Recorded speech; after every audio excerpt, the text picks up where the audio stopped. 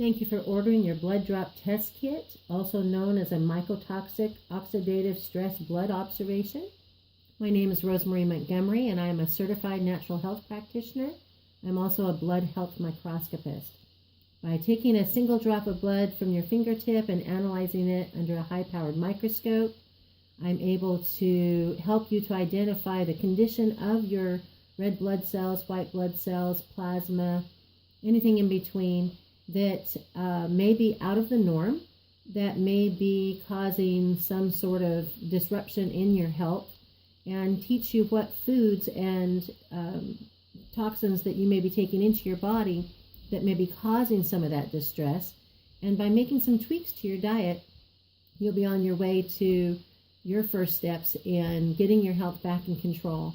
If we can get the blood cells to look round and smooth and happy and floating freely for your live sample, and dry and a uniform color of red with little simple black lines of fibrin running between it on your dry sample, if we can get your blood back to that healthy state, you're going to have all kinds of success in taking charge of your own health and reversing any conditions and preventing any future conditions from taking place. The science behind that is basically healthy blood equals healthy people. Perhaps you can see this is what healthy blood is supposed to look like. This is what healthy dry blood is supposed to look like. Too often we see samples of blood that look like this with all sorts of yeast and bacteria, acid damage. Your report will explain a little bit more to you concerning your own blood, but we don't want to see these type of conditions in yours, in your sample. For the dry blood, we've seen it look terrible like this. This is actually indicative of somebody that has been clinically diagnosed with having colon issues. And after simple preparations and change in their diet, as we are going to be suggesting to you in your phone consultation, you can have great improvement as shown here. This is the same gentleman's blood 30 days after starting our protocol. This is his healthier looking blood, dry blood. Again, it's not perfect. Neither one of those are perfect because of some conditions in the background, but a huge improvement on where he started. Let's get started. In your test kit, you'll have a test travel tube. You'll have an alcohol prep pad to prepare your finger, a Band-Aid, which is usually not needed, as you'll see in the further in the video, and a gauze pad that is also sterile to also help with the preparation. We're going to place that up in the corner of your work area. We're going to put it up here and use it as we need. First thing we want to do is open up the tube to allow us to reach inside and carefully, you'll see that there's several things down in this tube, and we want to be very careful how we take them out. First thing we want is this little white sterile cloth. So we're going to lay it kind of on its side, and you'll see there's these two little glass slides that are trying to come out with it. They're very delicate.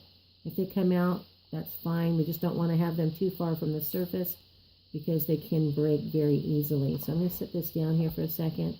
You see one of the little square glass slide covers came out. So we're going to unfold the sterile sheet here.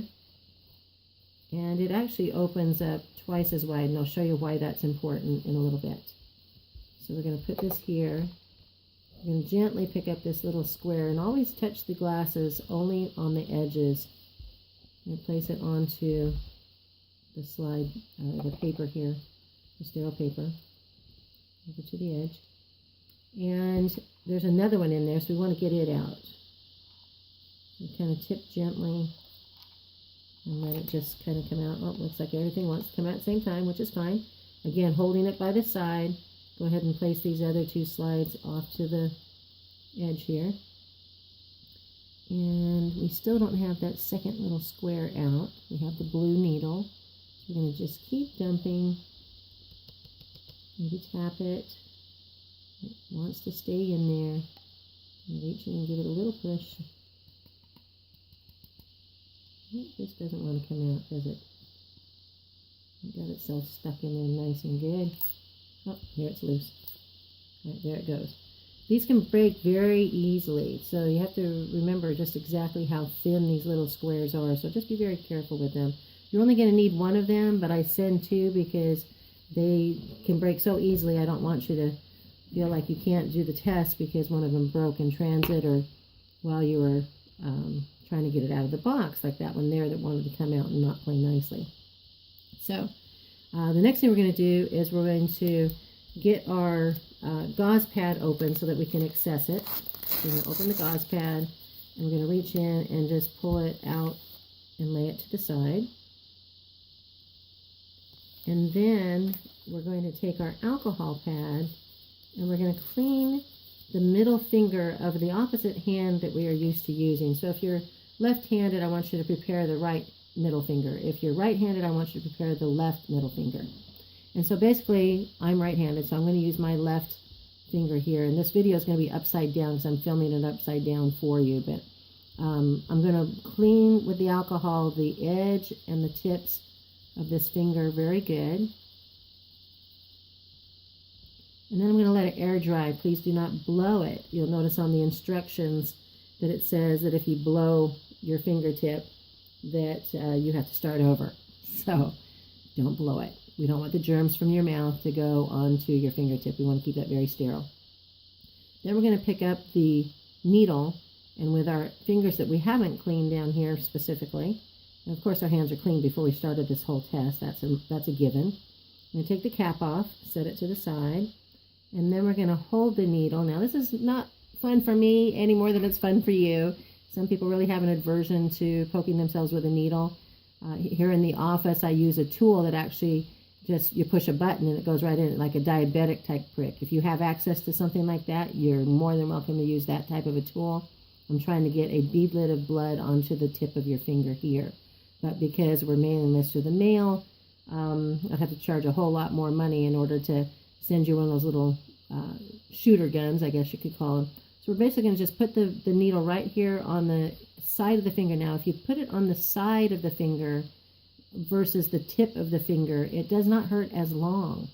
And so you want to put it on the side, and it doesn't hurt as much as all. So you're just going to poke it enough to have it hurt, and then pull your finger out and then squeeze.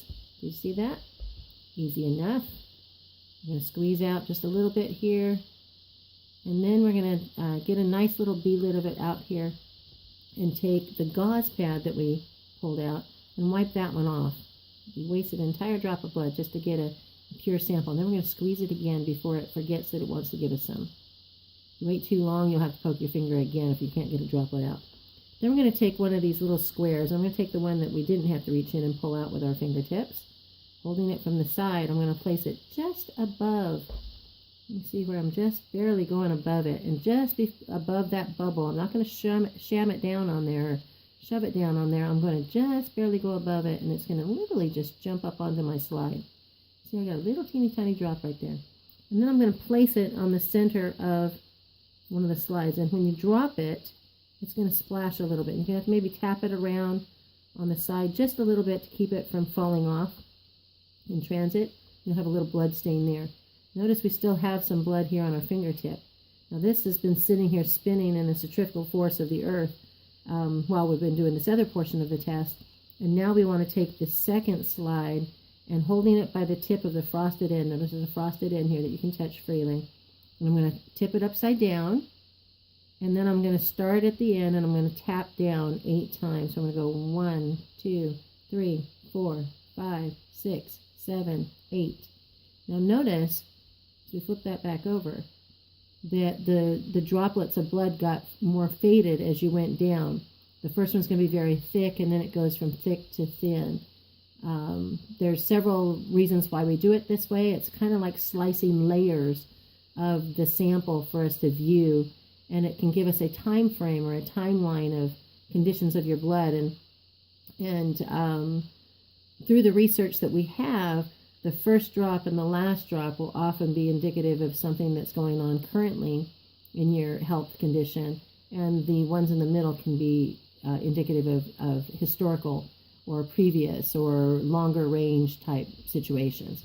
So this has to dry by the air for at least an hour before you can put it back into the kit. So we're going to lay it back down on a sterile space here. This wet sample here, it can take up to 7 hours for that blood drop underneath there to fully dry. So one of the recommendations I like to make is that you just cover this up, as I'm going to show you now, and let it sit overnight and then mail it back to me without disturbing it as much as possible. So we want to take the gauze pad again, and we want to make sure that we wipe off our finger. Now, if you notice, mine is already just dried up all by itself. I don't need the Band-Aid. Most people do not. So if you want to use the alcohol pad, the other side of that alcohol pad, and wipe your finger again and then dry it off, you surely could. But it's not a big deal. You're not going to bleed a lot. But go ahead and, while you can, take the cap and re-cover that, just like that.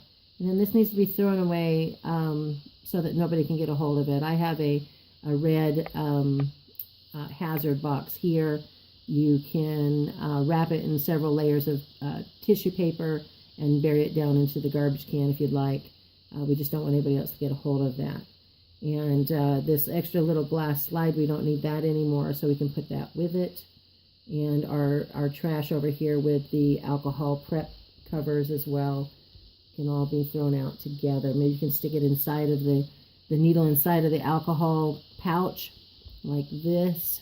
I'll do that for you. Stick it inside of the alcohol pouch like this.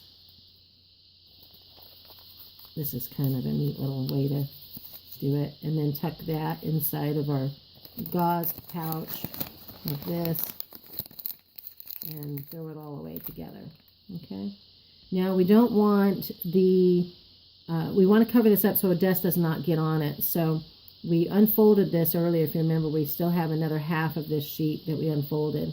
And so we're going to take our tube and we're going to sit it on the edge next to the slides and then fold this over top so that it has an adequate cover, but it's not going to land on it. In fact, another way to do it would be, maybe a preferred way of doing it, is to lay it down the middle of the two slides and then fold it over so that it'll protect it from the top but not have any chance of it being bumped and touch on top of it, especially that dry sample that got the 8 little taps across of it.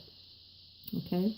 All right, so after you get that all done, then what you simply are going to do is, if you come back the next day or several hours later anyways, go ahead and take your tube. You're going to open it up again, and taking the first sample, I like to do the one that has the little wet sample underneath the slide. I like to slide it in there in the first or second slot. See, if you'll notice, there's little slots along the inside here, kind of like oven tray holders, where you slide the trays in and out. And once you get it onto the same matching slide trays, go ahead and slide it in. Go ahead and take the dry sample and go up 2 or 3 layers of tray slides here. So I've got it like on the second or third from the top now. Go ahead and slide it in. If you notice, see how they're separated. They're not right next to each other. Like when you first opened up the kit, they were right next to each other. Now I've got some space between them. Okay? And then just go ahead and lock the top. And now it's ready to mail back to us. All right. Looking forward to getting your blood. It's like every time I look at a new blood sample, it's like Christmas morning. It's like, what's in your blood? In fact, I have it, what'sinyourblood.com set up, because people will remember that sometimes more than they'll remember Health Natural Solutions. I also go by thebloodlady.com. Whoops, see how well these held together? I dropped it and it's still in good condition, and it'll make the transit just fine. So definitely looking forward to that. As soon as I get it analyzed, I will put your report together and email that back to you. Make sure I have your email address correct. And then we will have a follow-up phone conversation to go over what it is that I observed. And you can be looking at your report at the same time I'm looking at it, so you can see the difference. I'll also take some video and some still photos of your blood while I'm observing it, and email that back to you, or mail that back to you, so you can have that. It's usually too much to go into a email. The videos usually don't email very well, so I might have to just send you another DVD. But looking forward to it. And if you have any questions, you can always call us at Health Natural Solutions at 210-880-4321. We're here for all of your natural health needs.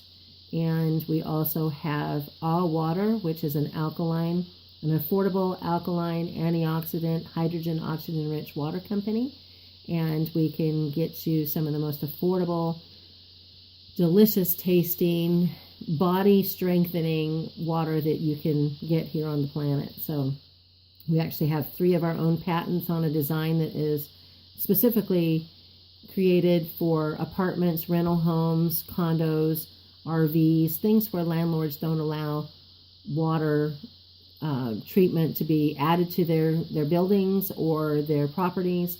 If they do let you do it, they usually make you leave it behind. This is a plug and play, for lack of a better explanation, and it sits simply on the dryer in your laundry room and provides all the alkaline water you need for preparing your food, for drinking, for your family, your pets, your next door neighbor, and anybody you care about that needs extra care for their health. The equation that I like to use is, I tell people that alkaline water is 80% of your health equation. Out of the other 20%, it is 75% vegetables and 20% whatever. So without taking food away from you, I'm going to help you to obtain improved or reverse conditions of the health, prevent for sure conditions of the health. If you eat the way that we recommend on a regular basis, you hydrate as we recommend on a regular basis, this is daily, it's a lifestyle change, you will notice improvements right away. All right, thanks for ordering your kit, and we will talk soon. Bye now.